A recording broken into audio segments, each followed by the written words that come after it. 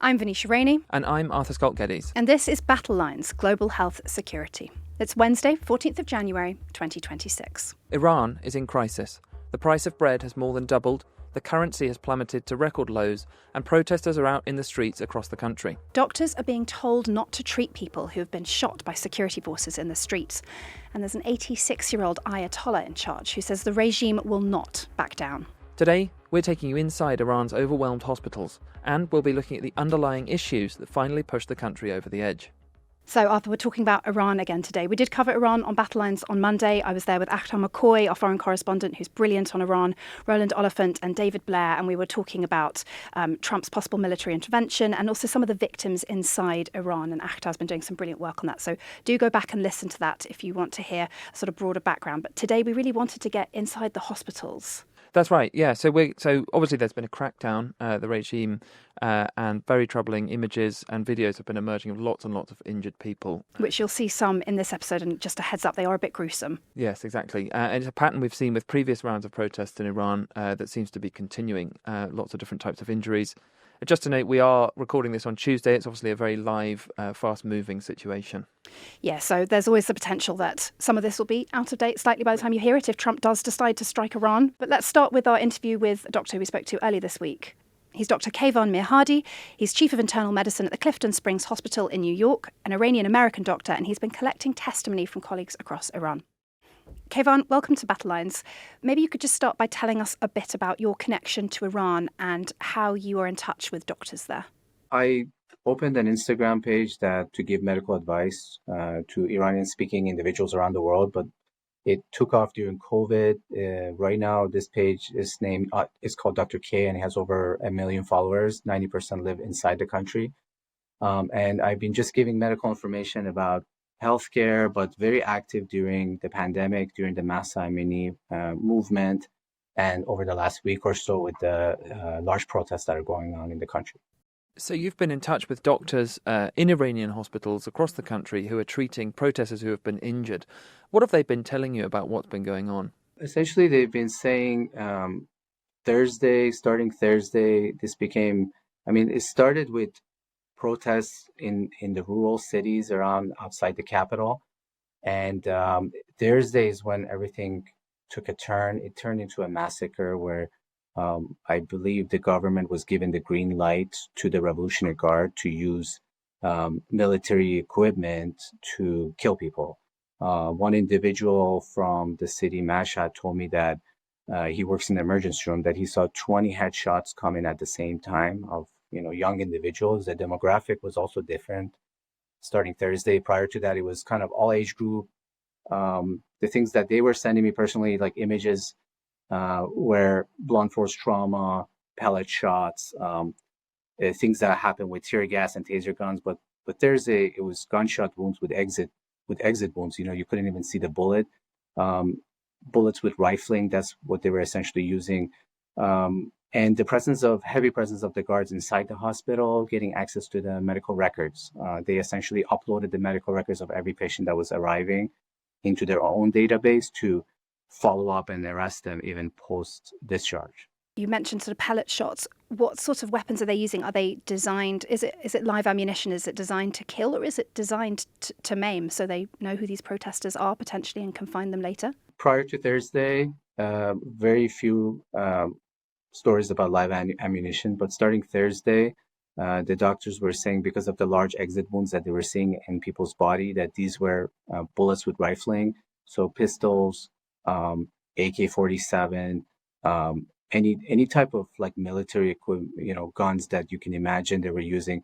Many of the people in the country also said, they were given the green light to just shoot, not even wait for some sort of a riot or commotion to start. As soon as you were outside, they were just shooting at anybody who was in the street. And what are the conditions like inside these hospitals? What are people telling you about that? Because of the lack of communication, like there's no internet, and also there's no, a lot of the phones are not working. The doctors are not even able to communicate with each other. For example, as an internist, I would need surgeons to help me out if somebody comes in with a gunshot wounds. It would be hard for me to reach out to a vascular surgeon and an orthopedic to bring him in and start the OR. So it's very hard for them to communicate in that sense. They're being told not to open operating room to do procedures on these individuals by the Revolutionary Guard who are in the hospital. Several of the doctors have formed little groups, rogue hospital systems that they've created inside somebody's living room or in some sort of a cottage. These are personal stories that I'm hearing from some of the physicians, and they're discreetly taking these individuals out of the hospitals and treating them there where there's no Revolutionary Guard. And some doctors in the hospital settings are registering these individuals without their names or national security number. But these individuals cannot use their insurance to pay for, let's say, orthopedic surgery. So they have to pay cash. Although these doctors are trying their best not to charge them. But again, with this economic time, you would have to pay cash for somebody shooting at you in your leg. So it's a form of quiet resistance from a lot of these doctors that you've been speaking to anyway. Are doctors being arrested or intimidated into not doing their jobs from what you've heard? Yeah, one doctor, again, from Mashhad, he told me that he wanted to do surgery on a young girl because she had 2 pellets in the back of her eye near the retina. And he was told that either if you do surgery, you're going to go to jail. You just have to, you cannot even do any type of surgery on these individuals.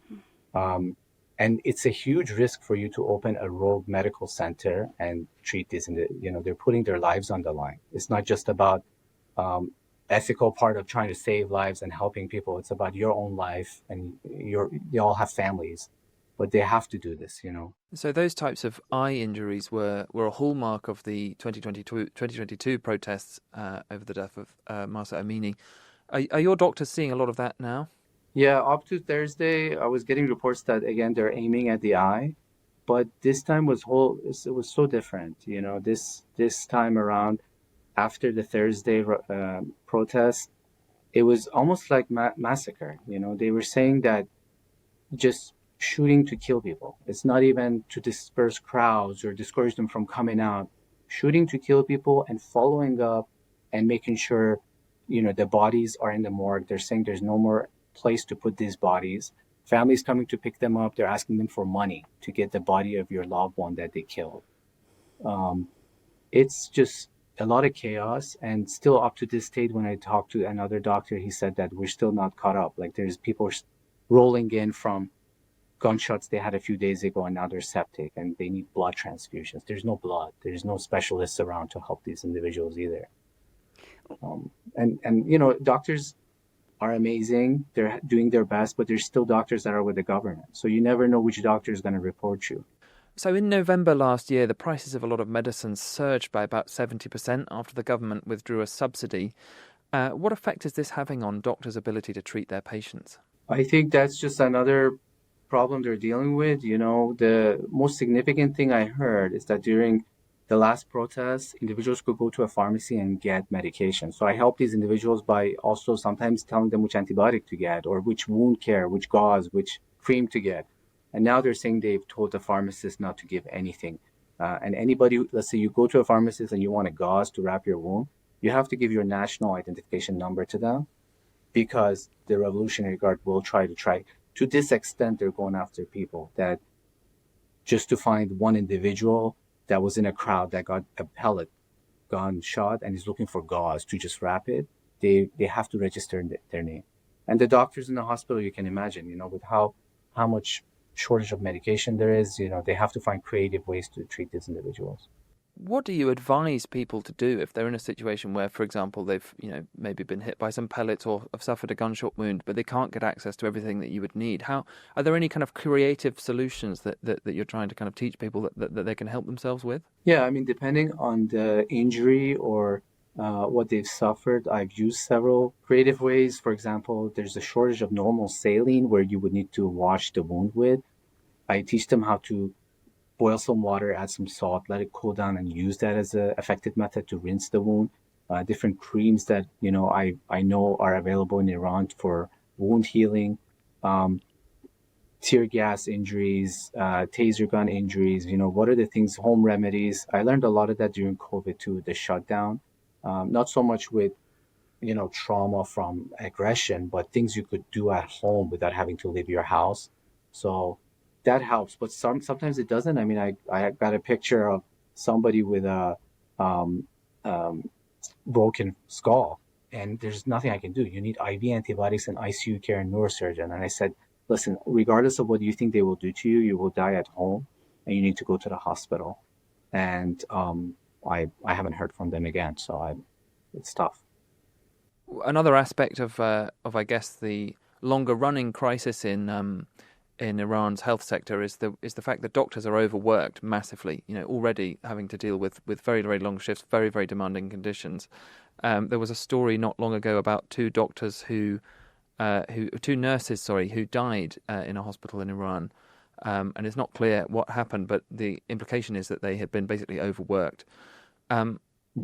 Now doctors are having to deal with an influx of all sorts of injuries and all sorts of patients. How are they managing to deal with this?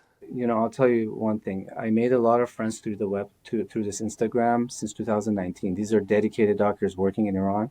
Many of them are not in the country anymore. They're trying to run away because it's just not sustainable. Their income is very low for what they do. I can see maybe 10 to 12 patients, and I say I had a hard day. They're seeing 200, 300 patients a day just to get through the day. And right now, with the pressure that the government's putting on them, they're just trying to stay alive and help their fellow human beings. They're very brave people. They're very great doctors, but there's huge shortage of doctors too, because many of them have left with this crisis that's going on. And the problem is, the government creates other ways to become a doctor, easier ways if you're with them, if you're part of their group. And these are not the doctors you really want to get treated because they're not getting the proper education. So you have to be careful with that too when you go see a doctor in Iran. Yeah, I read somewhere that 30% of newly graduated doctors and nurses never work in Iran at all and just emigrate. That's an extraordinary statistic. What is that doing to Iran's health sector?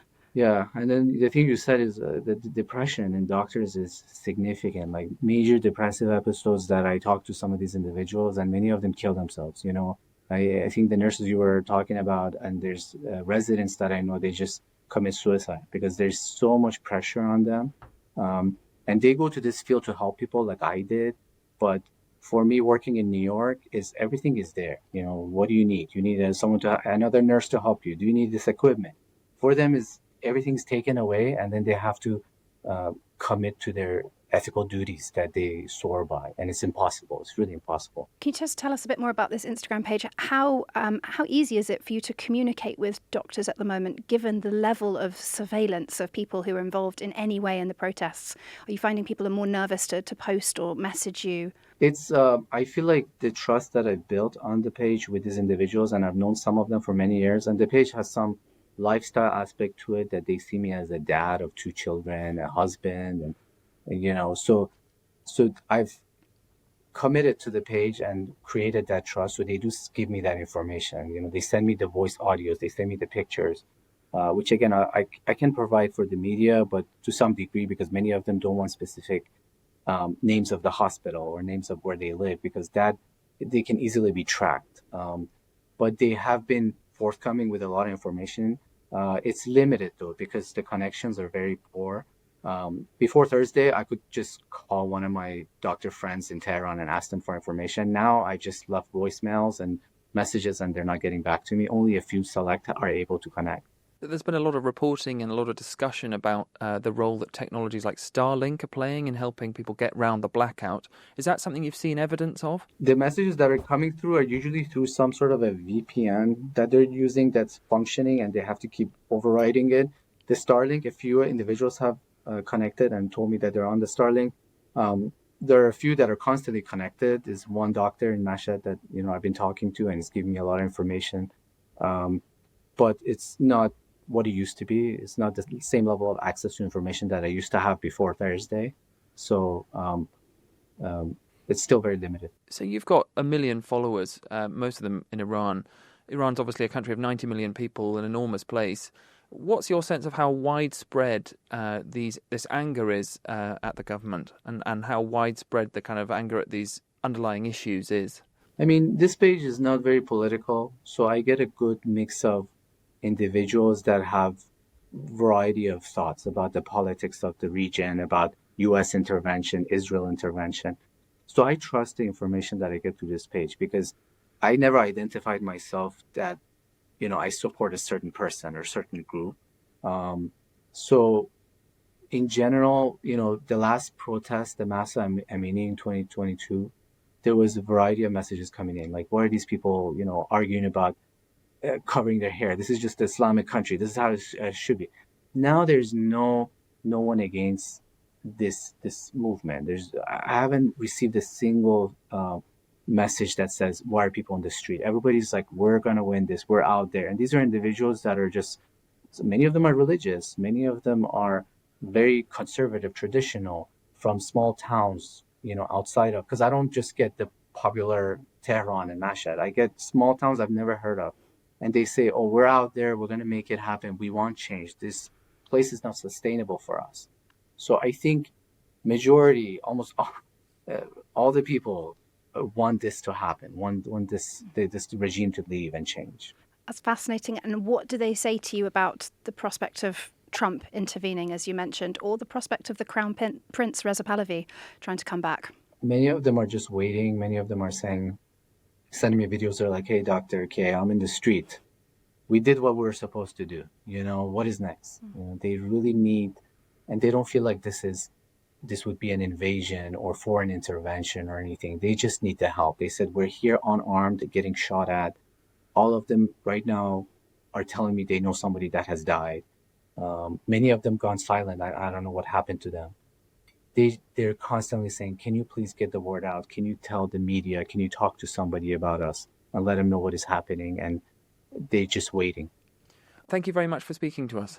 So it's clear, I think, that Iran has had a long-running crisis in its healthcare system, but that's just one of many kind of crises that's been bubbling away in the country for a long time. So because this is a global health security podcast, we really wanted to get into the water crisis, women and girls. So let's speak to someone who can talk very broadly about all of those issues. We're joined now by Dr Sanam Vakil, Director of the Middle East and North Africa Programme at Chatham House. Sanam, thank you for joining us. Iran has seen huge economic instability, with the rial plummeting to record lows and the price of bread more than doubling. How has all this financial instability and particularly food insecurity driven this wave of protests that we're seeing? Well, I think these economic issues have been a catalyst for these new rounds of protests that broke out in late December when shopkeepers decided to strike to protest these dire economic conditions. Those protests quickly translated into broader-based political protests that were seen not just in urban centers, but also in small towns across all of Iran's provinces. Protests have now been ongoing for over 2 weeks now, and they've become much more serious. They've gained in momentum, and the government is certainly taking the protests very seriously because they've effectively halted all communication, internet access, phone contact with the country for over 100 hours now. We've seen in particular, the price of bread has increased. Could you just explain to listeners why that is so challenging, or why that has provoked anger? Well, obviously, price increases of basic goods, be it bread, rice, sort of what goes into your daily basket, can make life increasingly challenging for ordinary people. And with the currency also collapsing in tandem with this rise of prices that has been really quite extreme, people are just struggling to get by. And that frustration isn't, you can't just internalize it. Families and societies can make changes and choices to their daily shop, but this is, much beyond a cost of living crisis. This is something that is broken in the system, and it has been translated to the political establishment that has not been able to address these economic concerns. It's a result of profound mismanagement. Corruption is widespread in the economy. Iran is under the most significant sanctions regime. that we've seen for a while. And ultimately, Iran is in a long-standing political standoff with the United States of America. And so the cascade of these pressures impact people, obviously, in their pocketbooks and in their food choices. But ultimately, it's tied to, larger issues. You mentioned that the protests have been going on for 2 weeks. I wonder if you think can we say for sure, and we're recording this on Tuesday morning, can we say for sure that they're definitely still ongoing at the moment? FARS, the public news agency that's linked to the IRGC, put out a statement saying last night was very calm, there was no unrest. It mentioned a massive pro-government rally that attracted hundreds of thousands. Obviously, that's the Iranian government line. We have to take that with a gigantic pinch of salt. But how much can we be certain about what's still going on, given the internet blackout that's been rolling for more than 100 hours now?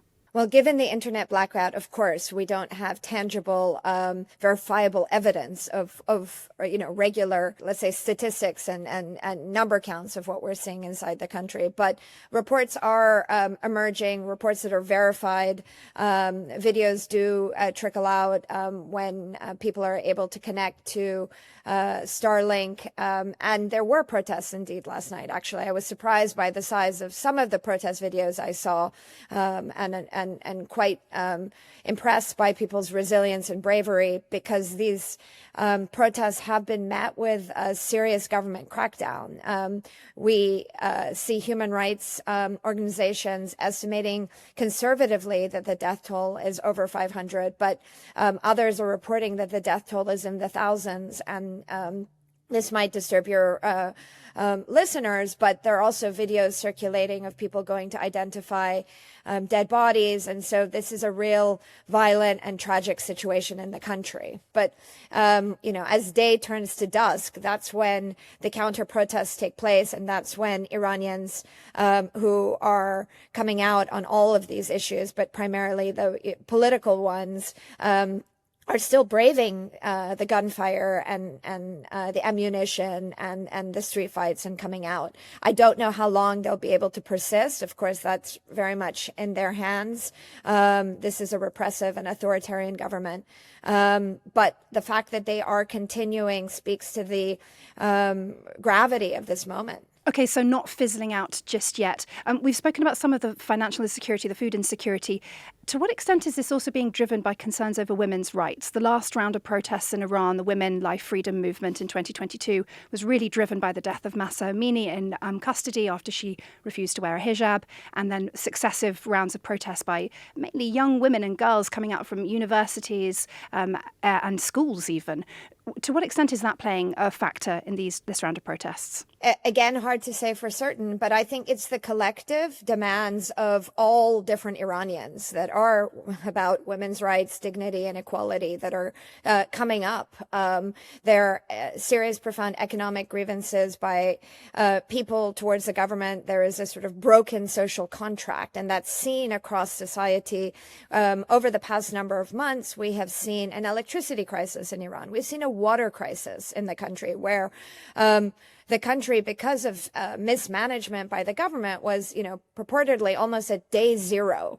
And that is, of course, shocking and reflective of the gravity of government mismanagement.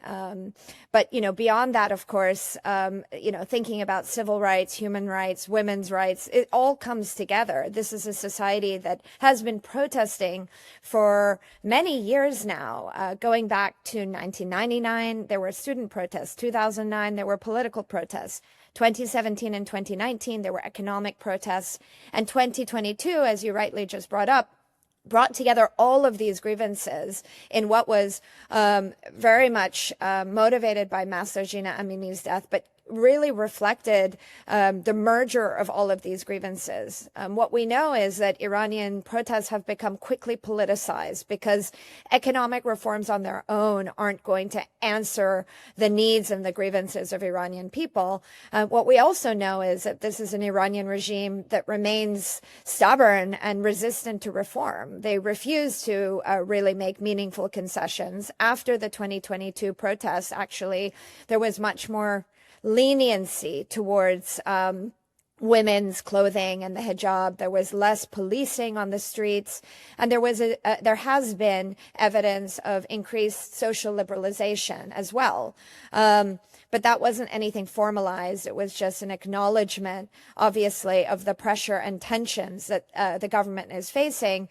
And it's worthwhile also reminding your listeners that just last summer, Iran faced off against Israel in what was a sort of devastating war that attacked not just Iran's leadership, its security forces, really showed how penetrated the Islamic Republic is, but also saw the United States come in to bomb Iran's nuclear facilities. So this is a country in retreat. This is a country and a political system that is really on the back foot.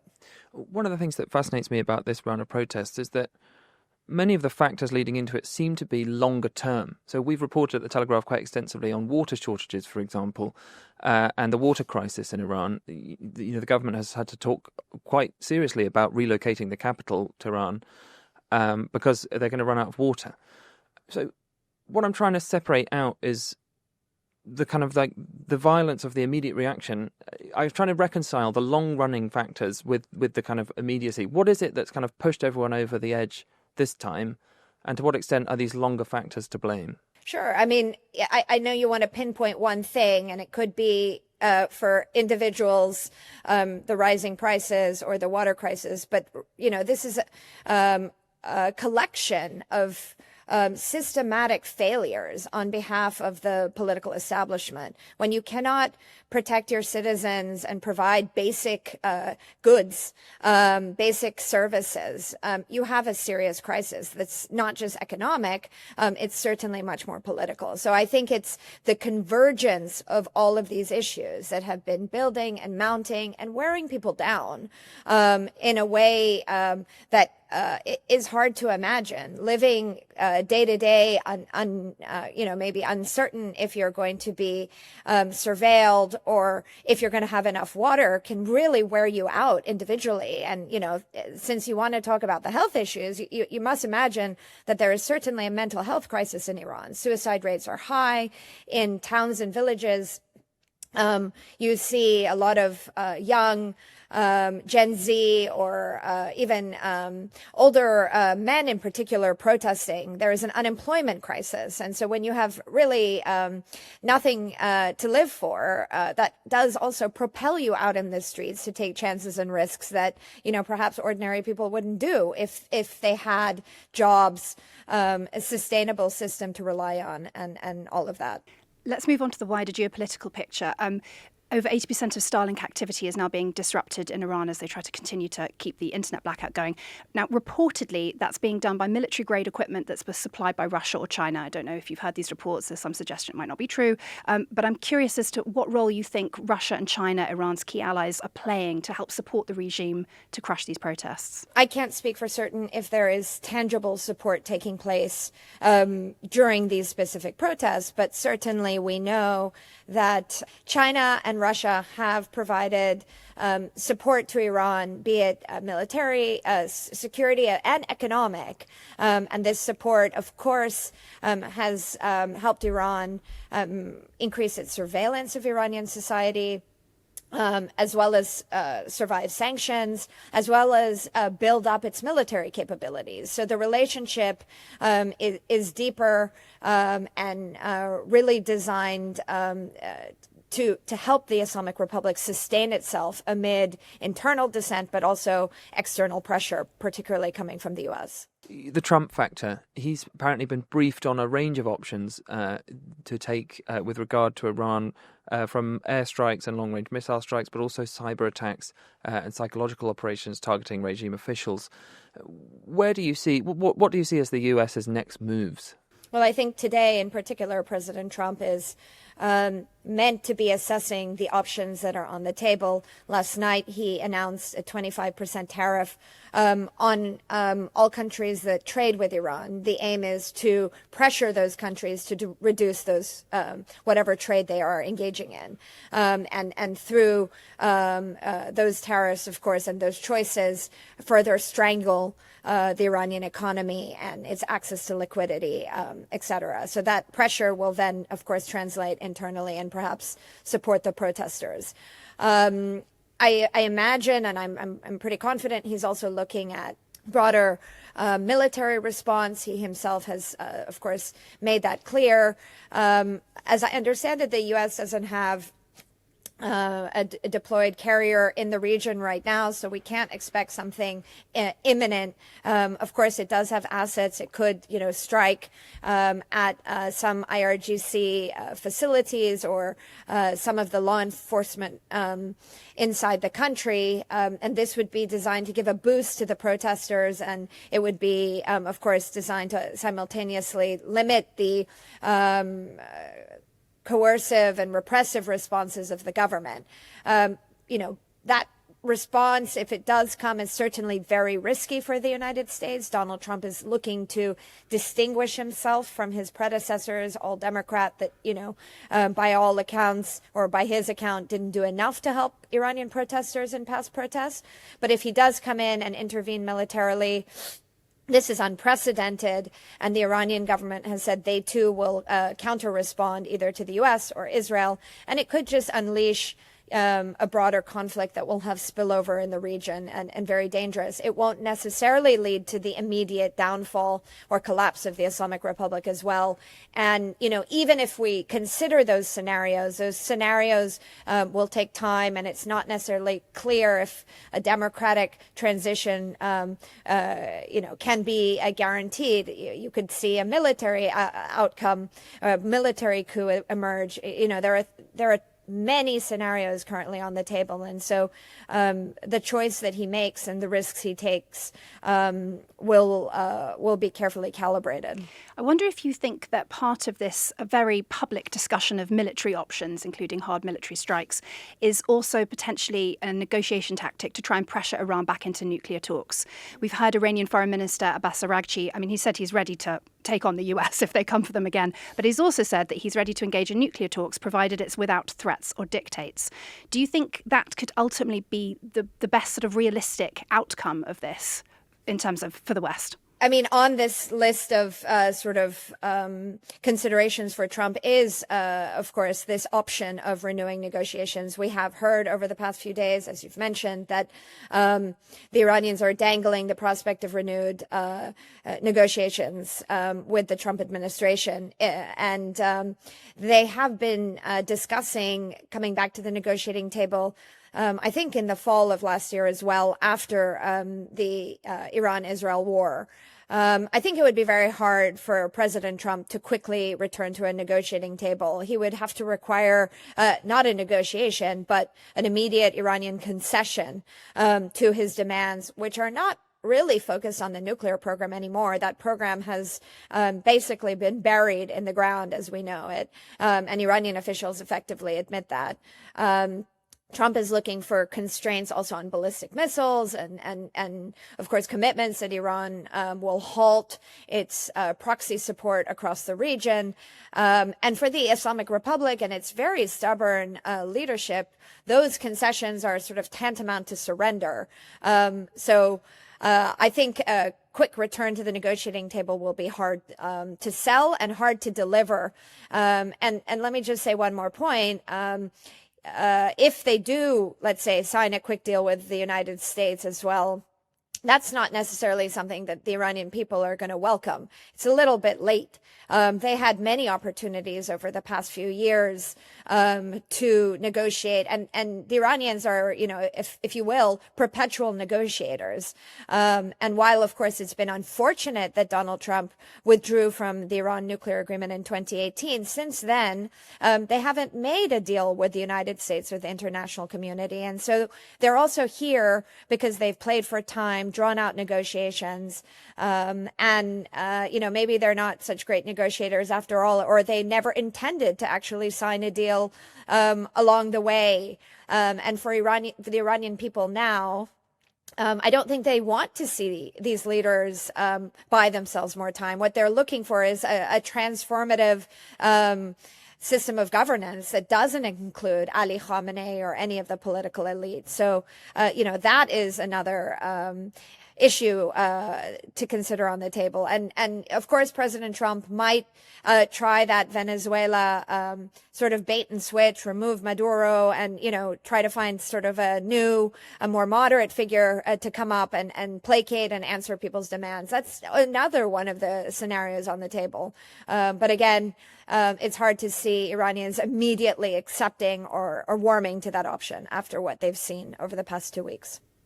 So Friedrich Merz, the German Chancellor, has said he believes we're seeing the last days and weeks of the Iranian government. What do you think?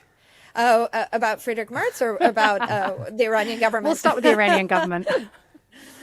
Well, I think that the Islamic Republic is certainly in a period of profound transformational change.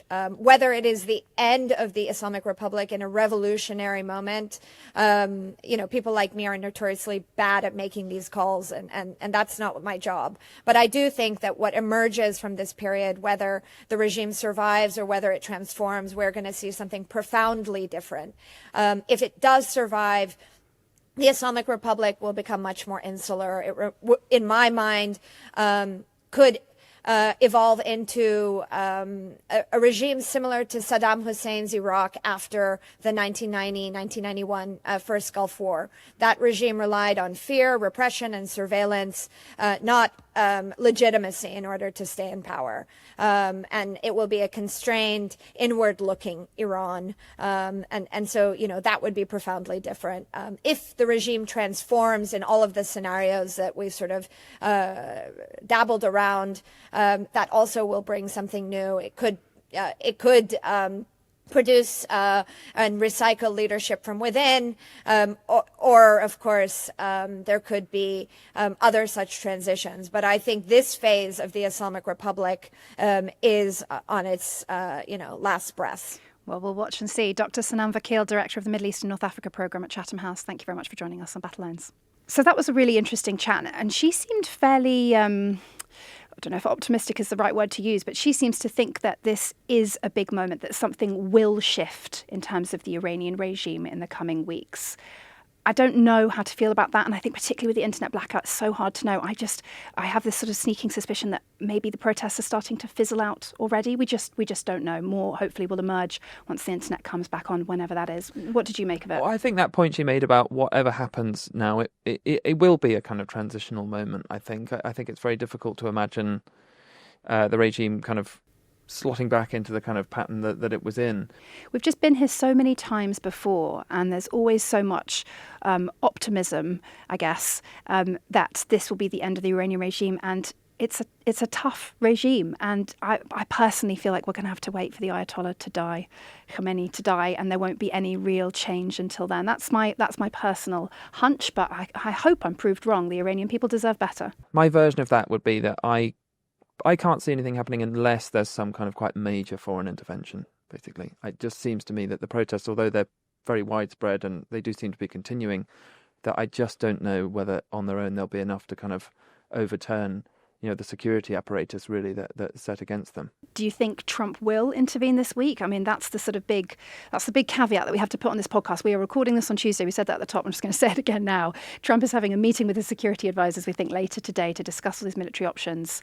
We just don't know what's going to happen given he's got the wind in his sails from toppling Maduro in Venezuela. Exactly. So it's just always so difficult to predict what he's going to do. He seems to base his decisions and actions on a totally different set of principles and evidence to other world leaders. So it'll be fascinating to see what happens. Well, yeah, we'll just, as you say, have to just wait and see. That's all for today's episode of Battle Lines. We'll be back again on Friday. Until then, goodbye. Goodbye.